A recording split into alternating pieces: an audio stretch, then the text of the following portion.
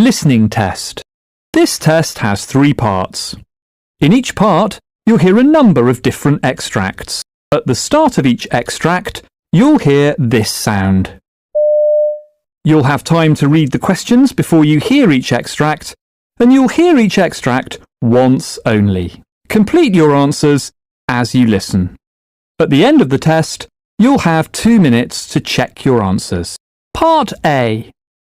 In this part of the test, you'll hear 2 different extracts. In each extract, a health professional is talking to a patient. For questions 1 to 24, complete the notes with information you hear. Now look at the notes for Extract 1. Extract 1, questions 1 to 12. You hear a hospital neurologist talking to a new patient called Kathy Tanner. For questions 1 to 12, complete the notes with a word or short phrase. You now have 30 seconds to look at the notes.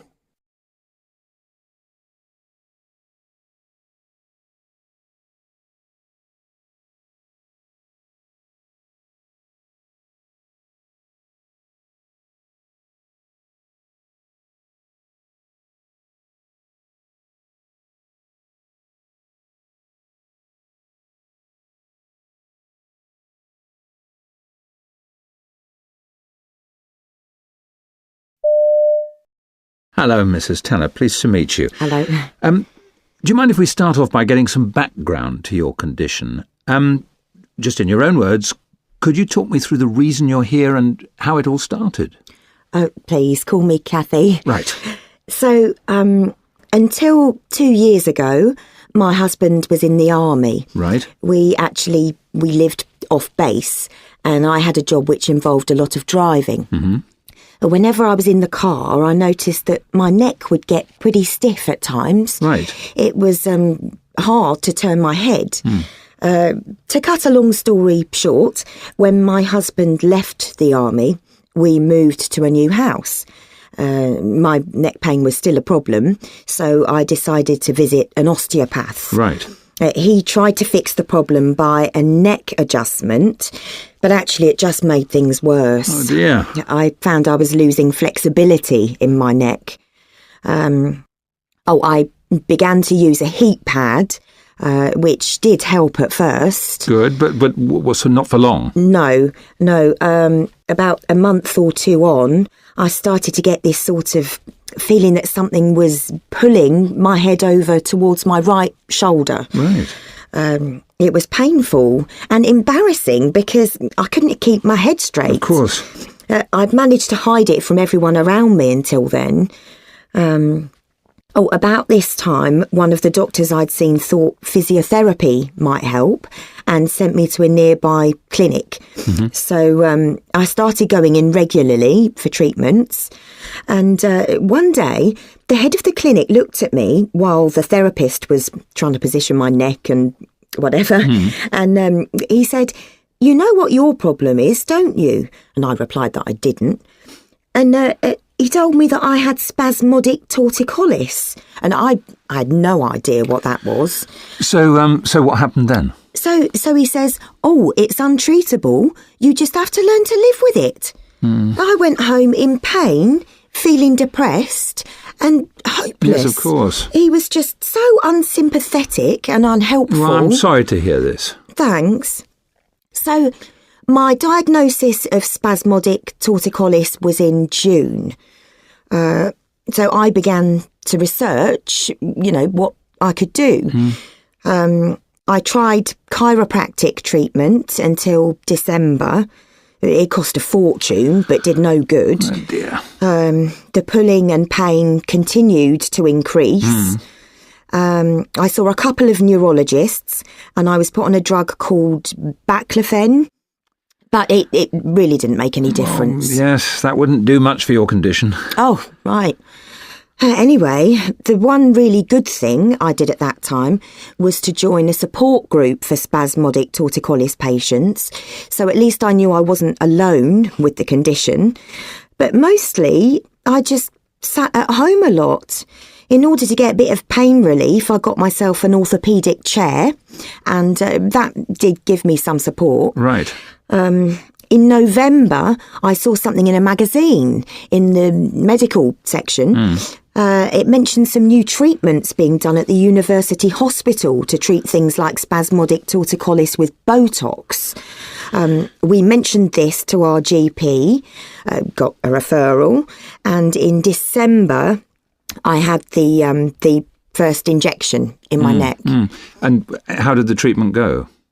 Well, the injections really helped the pain, you know. My head returned to almost a normal position. Right. It did give me a few problems, like problems swallowing, but that was okay. I thought I'd received a miracle cure. I was devastated when everything started to come back like before, and I went back to the hospital in May. At this time, the results weren't quite as good.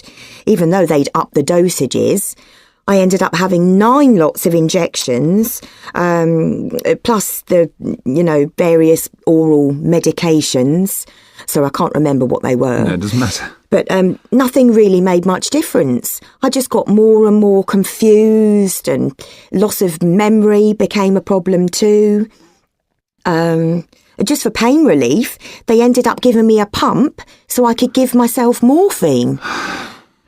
Finally, I saw something in my ST Support Group's magazine about a relatively new type of surgery being done by a local neurologist, and that would be you.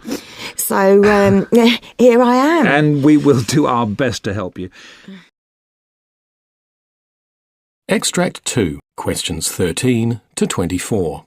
You hear a gastroenterologist talking to a patient called Andrew Taylor. For questions 13 to 24, complete the notes with a word or short phrase. You now have 30 seconds to look at the notes.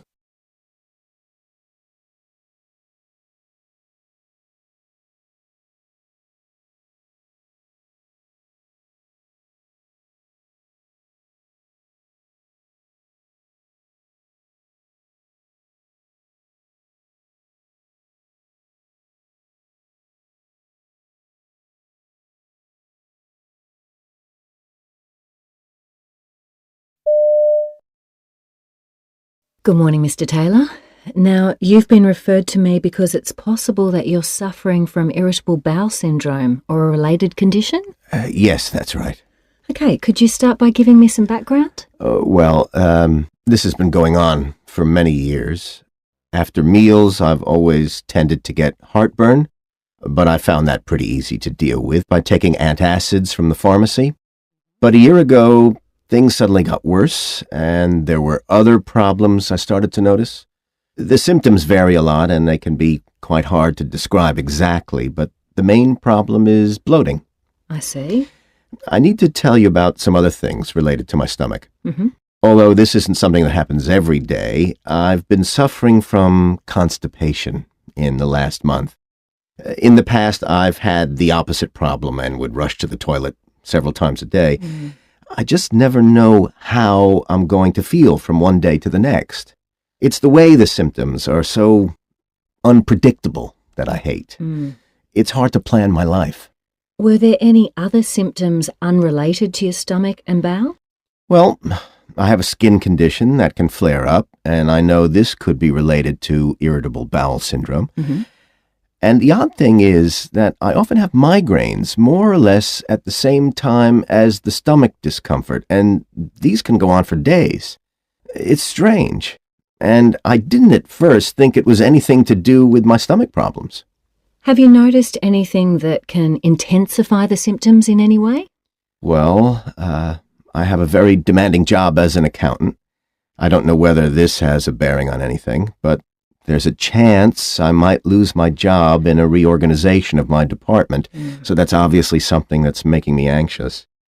I don't know what's going to happen. What's the worst effect the condition has on you? The problem isn't just that it's nearly always on my mind unless there's some pretty big distraction, but also that it's so draining. What I mean is, I often feel that I've got no energy at all. I just want to sit around and do nothing when I get home from work, to be honest. I go to bed tired, but I'm frustrated because I have insomnia much more than I ever did before. I wouldn't say I've been suffering from depression, but a condition like this can make you feel rather down. Right. And I understand that you've investigated the possibility that your diet's responsible for your condition. Can you tell me about this? I was told by a nutritionist I saw that people with irritable bowel syndrome often don't eat enough fiber. In my case, I don't feel that's an issue. I've followed the nutritionist's advice about taking more fluids during the day, especially water, and accept that in the past maybe I didn't do that enough. It's hard to say whether that's made a difference, but possibly it's caused a slight improvement. I'd read that dairy products can make things worse, so I tried cutting them out, but I wasn't convinced it made any difference. I've cut back on caffeine, though not much, actually. I also paid for extensive food allergy tests, but they didn't show anything major, so that's not an area my doctor thought was worth investigating further. What medications have you tried? Well, I took something called an antispasmodic, Yep. which my GP says helps to relax the muscular contractions which move food through the gut, but to be honest, I don't think it made much difference in my case. Have you taken anything else? Well, I've been given antidepressants, and I'm giving them a go. I wasn't sure I completely understood the reasons. Okay, well, a drug like that targets the signals being sent to and from the nerves in the digestive system. It has a calming effect on the muscles there. Do you find that this drug was effective? Yes, I'd say it was on the whole.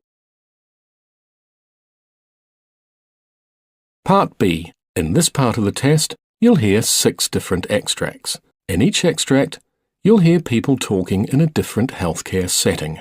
For questions 25 to 30, choose the answer A, B, or C, which fits best according to what you hear. You'll have time to read each question before you listen. Complete your answers as you listen. Now look at question 25. Now read the question.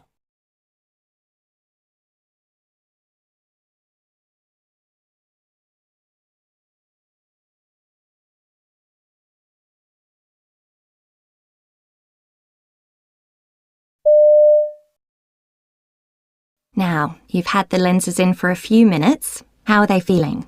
Not bad. I thought I'd feel them actually touching my eyes, that they'd be sore or prickly, but I can't feel much at all. My eyes do feel a bit watery, though. It's okay. You've just used too much solution.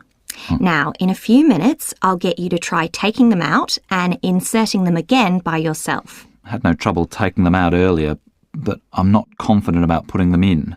I worry I'll press too hard. That's unlikely to happen. Things look rather distorted, though. I mean, I can't make out the letters on that chart. Any of them? Those lower down. Let's give things another minute to settle down.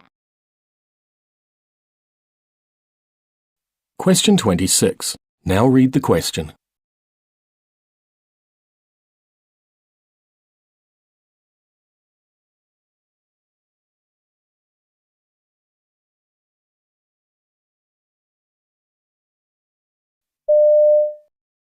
Kathy, could you help me with the patient in bed 103?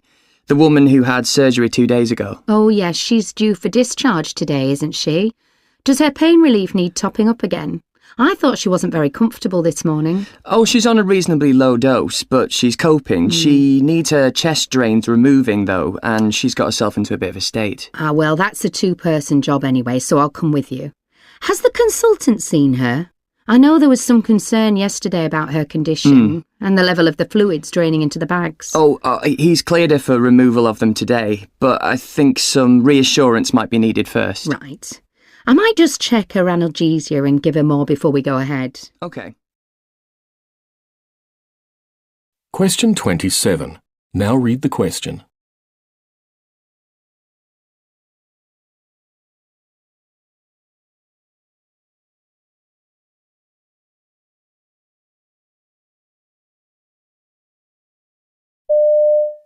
One of our key priorities is improving communications between staff, patients and patients' families.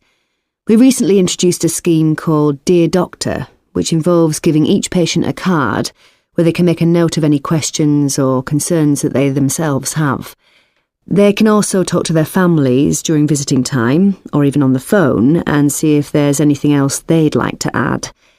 The cards are then collected and given to the doctor before the ward round. We're really pleased with the response.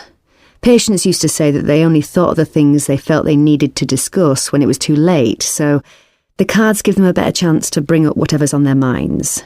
In fact, it's been so successful that we're going to roll it out on all wards in the hospital. Question 28. Now read the question.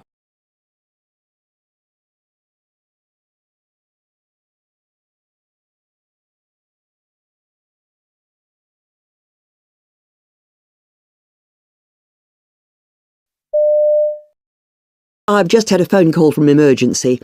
They have an 11-year-old boy with right lower quadrant abdominal pain. They're concerned about appendicitis and they'd like to order an abdominal CT for him. Do you think that's a good idea? I was thinking maybe we should recommend an abdominal ultrasound because then we can spare him the radiation. Is there any concern in this case around using ultrasound instead of CT? Accuracy, for example. The sensitivity is slightly less than the CT, but the specificity is almost the same, so I think we can rely on the results. Okay. It means we can avoid the child being subject to contrast exposure as well. But what would we do if the ultrasound doesn't answer the question? If we can't visualise the complete appendix, then we can recommend an abdominal CT. Okay, we have a plan. Call them back and let them know. Question 29. Now read the question.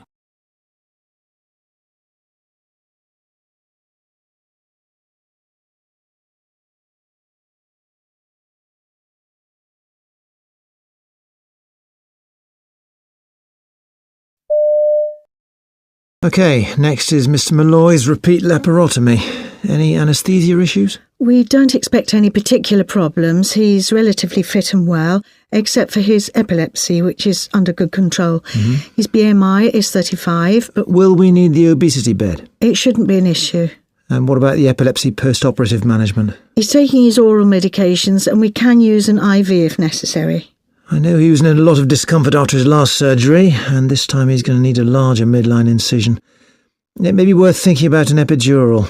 He's certainly at the extremely low edge in terms of pain threshold. Question 30. Now read the question.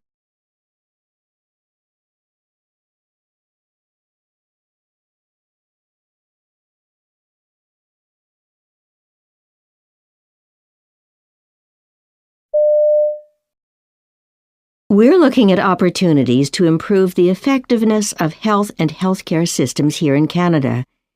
One of the interventions we're looking at is interprofessional primary care teams, groups of professionals working together collaboratively to provide services including healthcare, social services, and advice to patients within the primary care setting.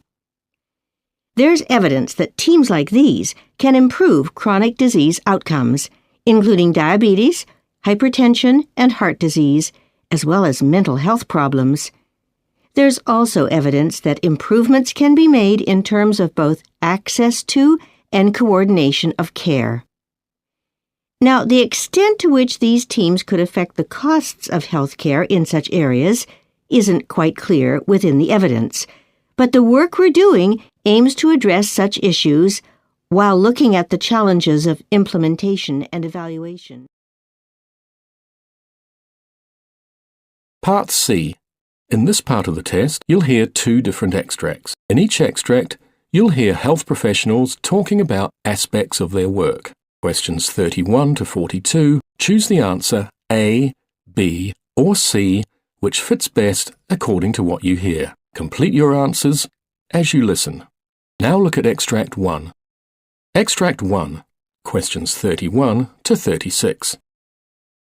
You hear a neurologist called Dr. Frank Madison giving a presentation about the overuse of painkillers. You now have 90 seconds to read questions 31 to 36.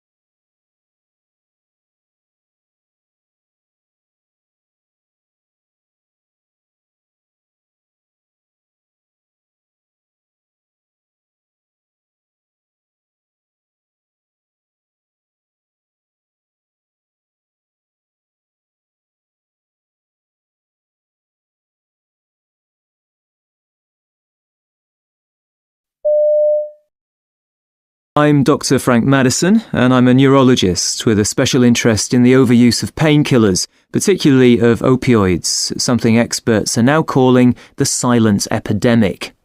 Now, we've all seen the stereotypical images of addicts hooked on recreational drugs, but addiction to painkillers like opioids has a much less familiar public face.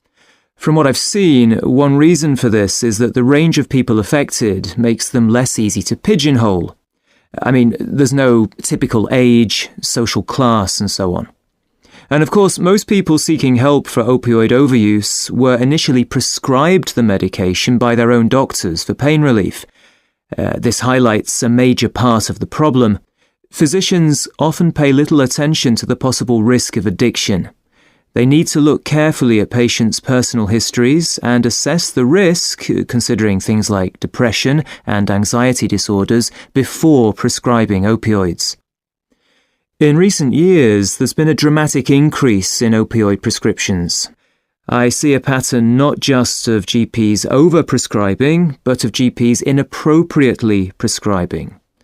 Sure, people want their pain relieved immediately, that's understandable, but proper pain management requires lengthy face-to-face input, which time pressures don't allow, so easier alternatives have become the default option. What's more, although opioids can provide effective relief in the short term, they shouldn't be the automatic first-line therapy. Many alternatives do exist, and they're no more costly. People generally think of pain as a direct symptom of a problem in the affected area. But pain is an extremely complex subject, and it's one that used to be underrepresented in medical education. Thankfully, that's no longer the case, and doctors now realise that when a patient complains of acute back pain, that pain may not be due to a clear and treatable disease, but that such pain often presents in people with other medical problems, and these need investigation. Although there are distinct types of physical pain, all too often, I see sufferers lumped together in one category, which means that unfortunately, not all treatments are going to work equally well. For example, we first need to know, is the pain caused by inflammation as opposed to nerve damage? Establishing this makes initial mistreatment far less likely, meaning that treatment is more effective and the risks of long-term problems are reduced. But it's not just opioids we need to watch. Patients often self-treat with readily available painkillers like paracetamol, and while such drugs play an essential role in pain management, people still need to know more about them.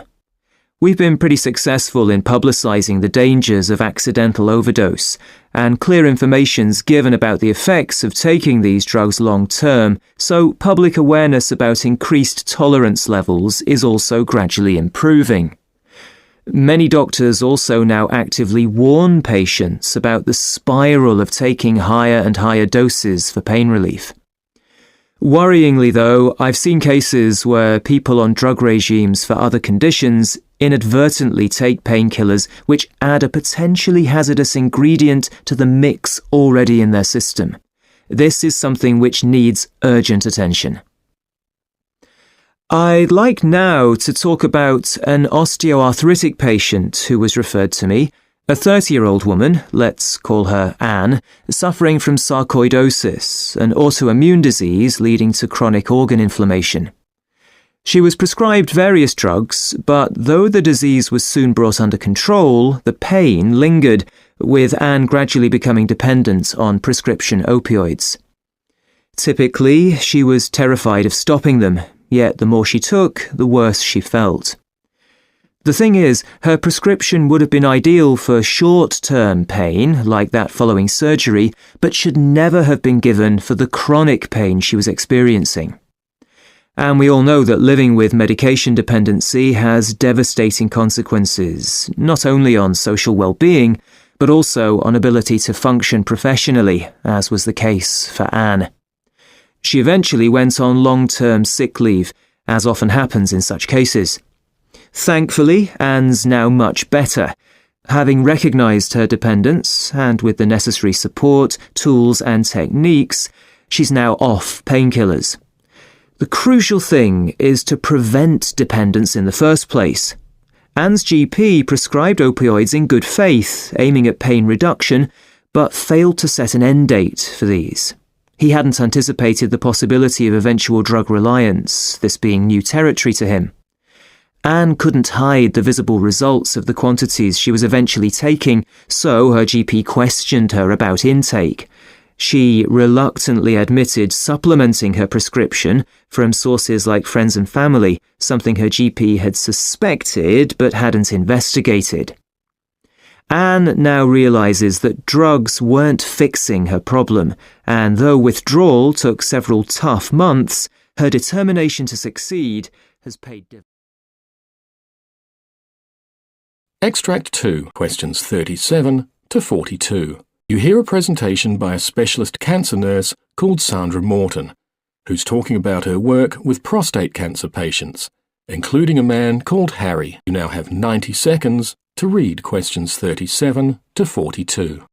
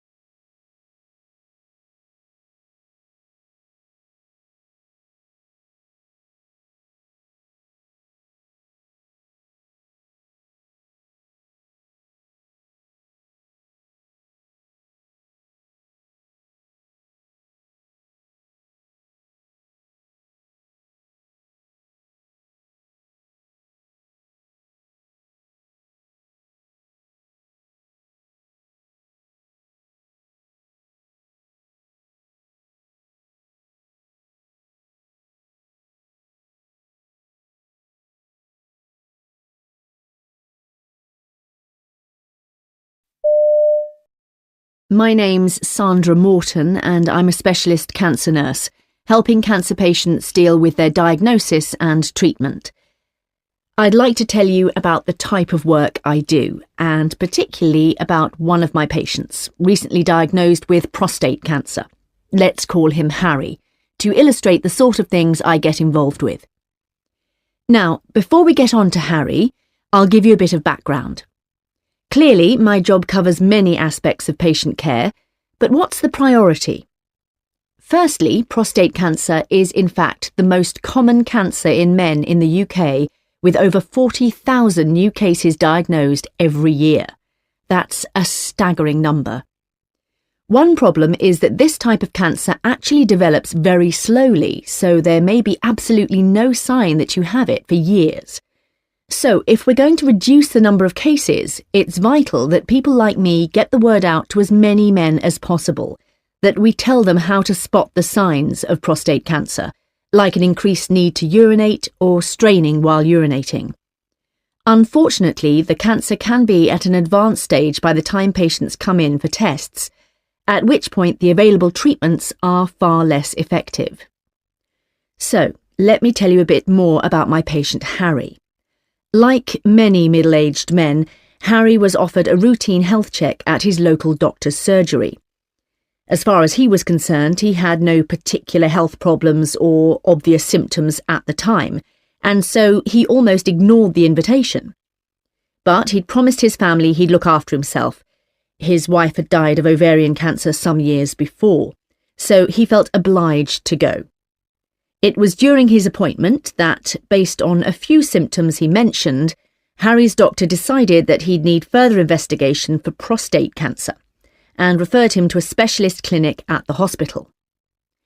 Harry's trip to the clinic started with a routine blood test, which initially showed a slightly low haemoglobin level.